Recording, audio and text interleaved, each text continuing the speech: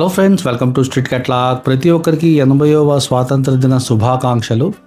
ఈరోజు మనం విజయవాడలోని దాదాపుగా 50 సంవత్సరాల పాత శాకాహార భోజనానికి వెళ్ళి భోజనాన్ని ఆస్వాదించబోతున్నాం. దీనికోసం మనం విజయవాడ రైల్వే స్టేషన్ దగ్గర నుండి ప్రయాణాన్ని స్టార్ట్ చేసాం. అలా స్ట్రైట్కి వెళ్తే కనుక, లెఫ్ట్ సైడ్కి వెళ్తే కనుక ఇంచిపేట పంజా సెంటర్ వస్తుంది. అలా కాకుండా మనం రైట్ సైడ్ ఇట్లా వెళ్తే కనుక మనం వెళ్ళవలసిన హోటల్ వస్తుంది అనమాట. లెఫ్ట్ సైడ్ కనిపిస్తున్నవన్నీ కూడాను రైల్వే క్వార్టర్స్లు అనమాట. ఇది ఓల్డ్ సిటీ అనమాట. సో ఇట్లా మనం ముందుకు వెళ్తే శ్రీ రామవిలాస్ అన్న హోటల్ కనిపిస్తుంది. ఇది దాదాపుగా 50 సంవత్సరాల హోటల్ అనమాట. సో చూడండి, ఎడం పక్కన చూస్తే కనుక అన్ని పాత కట్టడాలే మనకు కనిపిస్తాయి. ఇలా వస్తే కనుక చూడండి, ఇక్కడ ఈ దాదాపుగా 125 సంవత్సరాల కట్టడం అనమాట. ఇది వచ్చేసరికి సత్రం. ఈ సత్రం చాలామందికి తెలియదు. 1 టౌన్లో సత్రం అనమాట. స్టేషన్కి చాలా దగ్గరగా ఉంది కదా. ఇది ఎన్ని సంవత్సరాల శాస్త్రం అండి? తెలీదా? మనం చూస్తుంది సత్రం అనమాట. ఇది వరకు హోటల్స్ గేటల్స్ ఏమీ లేనప్పుడు రైల్వే స్టేషన్ దగ్గరే వచ్చి ఇక్కడ జనాలంతా వేరే ఊరోళ్ళు స్టే చేసేవాళ్ళు అనమాట. చిన్న చిన్న గదులు ఇప్పటికీ చూడొచ్చు. అయితే సత్రం లోపలికి వెళ్ళనివ్వలేదు. కొంచెం అబ్జెక్ట్ చేశారు, అక్కడ వెళ్ళకూడదు అని చెప్పారు. సో ప్రస్తుతానికైతే మనం హోటల్లోకి వెళ్తున్నాం. అది వచ్చేసరికి హోటల్ వంటగది అనమాట. ఇక్కడ చూడండి, ముఖ్యంగా రోజు సాంబార్ అయితే చాలామంది తీసుకెళ్తారు. సాంబార్ అయితే ఫేవరెట్ ఈ హోటల్ది. హోటల్ పేరు వచ్చేసరికి శ్రీ రామవిలాస్ అనమాట. ప్యూర్ వెజ్ హోటల్ ఇది. దాదాపుగా 1979లో ఈ హోటల్ అయితే స్టార్ట్ చేశారు. అంటే దాదాపుగా 50 సంవత్సరాలు అయింది కరెక్ట్గా ఇప్పటికి. ప్యూర్ వెజ్ హోటల్ ఇది.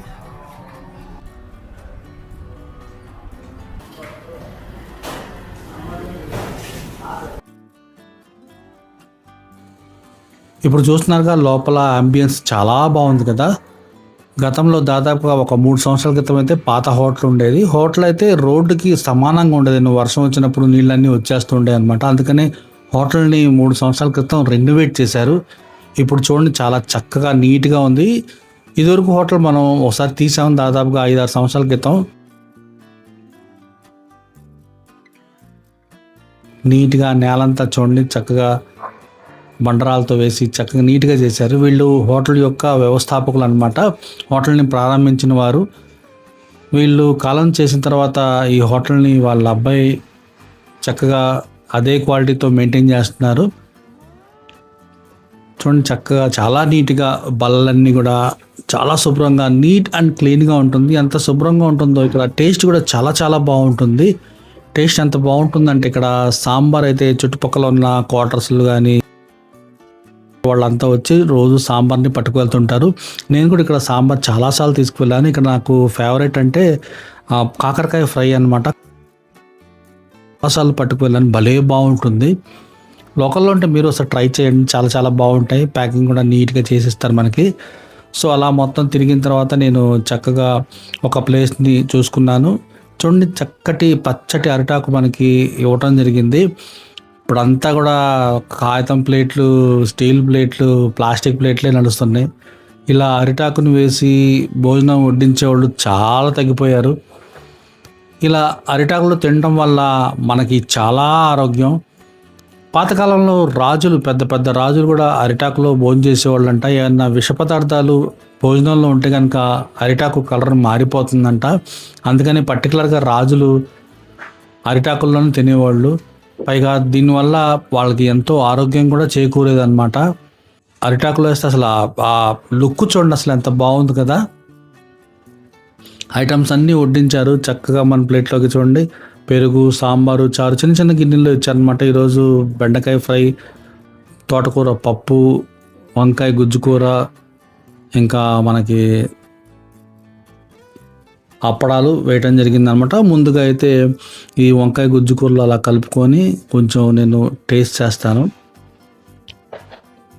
దీంతోపాటు రోటి చట్నీ, ఇంకా పికిల్స్ కూడా ఇక్కడ ఉంటాయన్నమాట. కావాలంటే మీరు వాటిని కూడా ఉపయోగించుకోవచ్చు. వంకాయ గుజ్జు కూర అయితే చాలా కమ్మగా ఉంది.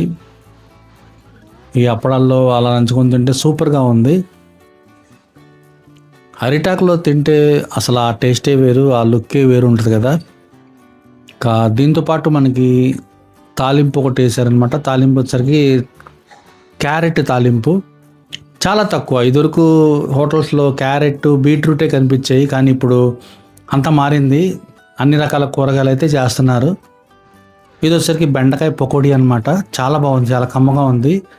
తోటకూర పప్పు సూపర్గా ఉంది. అసలు భోజనం అంతా ఆ పప్పులోనే మనం ముగించేయచ్చు అనమాట. అంత బాగుంది. వేడి వేడి పప్పులో అలా వేడి వేడి అన్నం కలుపుకొని తింటుంటే అసలు మామూలుగా లేదు. రౌండ్ ఈ అప్పడాలు వేసారనమాట. అవి కూడా చాలా టేస్టీగా ఉన్నాయి. వీటిలో కరెక్ట్గా మనకి మ్యాచ్ అయిందనమాట. కొన్ని అప్పడాలు కానీ బ్యాట్ చిప్స్లు కానీ మనం భోజనంలో అలా నంచుకొని తింటుంటే అసలు ఈ తినే వాటికి ఆ టేస్ట్ అనేది ఏంటంటే వేరే అయిపోద్ది, లేకపోతే డామినేట్ చేసేస్తుంది అనమాట. కానీ ఇక్కడ అట్లా కాదు, చాలా బాగున్నాయి అప్పడాలు ఏంటో. కానీ ఒకసారి మనం ఈ వంకాయ గుజ్జుకొని ఈ తోటకూర పప్పులో అలా కలుపుకొని తింటే సూపర్గా ఉంది. తోటకూర పప్పు చాలా బాగుంది. దీంతోపాటు ఒకసారి మనం ఈ ఫ్రై, ఈ తాలింపుని పప్పులో నంచుకొని తిన్నాం. చాలా చాలా టేస్టీగా ఉంది. ఇంట్లోనే కాదు, చాలాసార్లు మనం పాతకాలంలో గమనించుంటాం. బయట ఎప్పుడు చూసినా సరే తోటకూర లేకపోతే బీట్రూట్ లేకపోతే ఈ క్యారెట్ ఫ్రైలు వేసేవాళ్ళు. కానీ ఇప్పుడు అంతా మారిపోయింది, కనిపించట్లేదు, ఇవి కనుమరుగైపోతున్నాయి. కొన్ని కూరగాయలు అయితే చాలామంది వాడరు, అవి కనుమరుగైపోతూ ఉంటాయి. కొన్ని జీవజాతులు కనుమరుగైపోయినట్టు కూరగాయలు కూడా కనుమరుగైపోతూ ఉంటాయి, తినరు చాలామంది. అంతా కూడా ఇప్పుడు నాన్ వెజ్ అంటున్నారు. అసలు ఆరోగ్యం అంతా వెజ్లోనే ఉంటుంది. అంటే నాన్ వెజ్లో ఆరోగ్యం లేదని కాదు, ఉంది. కాకపోతే అన్ని సమానంగా మనం తింటూ ఉండాలి. చక్కటి వేడి వేడి చారు మనం ఇప్పుడు వడ్డించుకొని, ఈ గుజ్జుకూరల చారు చాలా బాగుంటుంది. కొంచెం అన్నంలో నేను అలాగా ఆ చారుని కలుపుకొని అలా తిన్నాను. చాలా కమ్మగా ఉంది.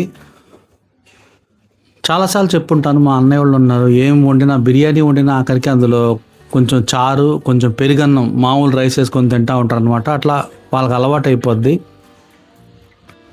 ఇక మా మామయ్యలు ఉండేవాళ్ళు ఊళ్ళో, వాళ్ళు ఏంటంటే పొద్దున్నే 10 పూరీలు వేసినా సరే కొంచెం రైస్ తినకపోతే వాళ్ళకి కడుపు నిండదు అనమాట, వెల్త్గా ఉంటుంది అంటారు. అలా ఎవరి అలవాట్లు వాళ్ళే అనమాట. ఇప్పుడు ఒకసారి మనం సాంబార్లో టేస్ట్ చేస్తున్నాం. సాంబార్ ఇక్కడ చాలా చాలా బాగుంటుంది. అసలు ఆ చూడండి, అరిటాకులో మనం భోజనం అలా కలుపుకొని తింటుంటే ఆ లుక్కే వేరు. చాలా చాలా బాగుంది. అప్పడాలు కూడా చాలా బాగున్నాయి. చారు నేను 2 సార్లు వడ్డించుకున్నాను. చారు చాలా కమ్మగా ఉంది. చక్కగా అందులో కొబ్బరి తరుగునేసి మిరియాలతో కాసిన చారు చాలా కమ్మగా ఉంది. ఇక మనం పెరుగు వేసుకొని భోజనాన్ని ముగించబోతున్నాం అన్నమాట. దాదాపుగా సిటీస్లో పెరుగు అనేది అంత ఇది ఉండదు, కానీ ఇక్కడ పెరుగు చాలా కమ్మగా ఉంది, భలే బాగుంది, సూపర్గా ఉంది. ఇంకో ఆర్ట్ ఏంటో తెలుసా, ఆ అరిటాకు నుండి అన్నం మనం అలా కలుపుకొని అలా ఆకు నుండి తీసుకొని తినటం కూడా ఒక ఆర్టే. ఇప్పుడంతా చెంచాల కల్చర్ వచ్చేస్తుంది కదా, అందుకని ఇలా చెప్పాను. వీడియో నచ్చిందని అనుకుంటున్నాను. నచ్చితే లైక్ చేయడం మాత్రం మర్చిపోద్దు. మరో మంచి వీడియోలో మళ్ళీ కలుద్దాం. Thank you.